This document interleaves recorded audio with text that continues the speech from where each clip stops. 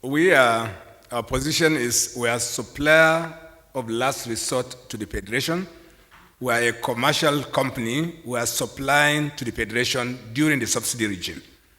Now, I'm also aware that government will act to bring succor and relief to our country people. I know this government is very sensitive and they will do this.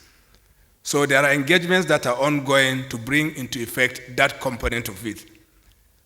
So NNPC will not do anything because we are a commercial company. It will not come from NNPC, but I'm aware that the government will do something around this. But the reality is that you cannot give what you don't have. So today, the country don't have the money to pay for subsidy. There's incremental value that will come from it, but it is not an issue of whether you can do it or not, because today we can't afford it. And they are not able to pay our bill. That comes to how much is the Federation owing NNPC now. Today, we are waiting for them to settle up to 2.8 trillion naira of NNPC's cash flow from the subsidy region. And we can't continue to build this. Said 6 months after the enactment of the Petroleum Industry Act, petroleum motor spirit will be priced at its commercial value. So there will be no subsidies 6 months after the enactment of the PIA. That means by February 17, 2022, there should have been no subsidy on PMS.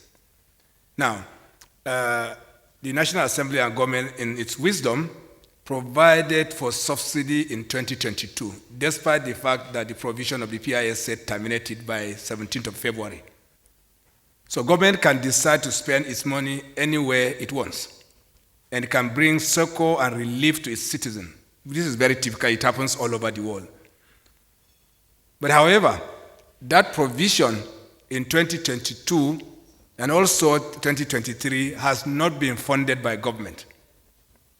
A greater part of it is supported by the cash flow from NNPC's other businesses.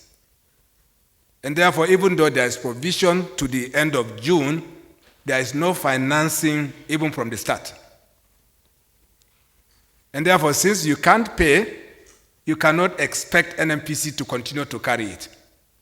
And this has been the position that the NNPC has taken. And what the president simply says is obeying the law and also the realities that the Federation can no longer pay NNPC for the burden of subsidy that we are carrying. There's an ongoing conversation and engagements that we have not completed, but this is the reality today is that government cannot afford it. It will be a further engagement that will take place, but this will be very clear in the market.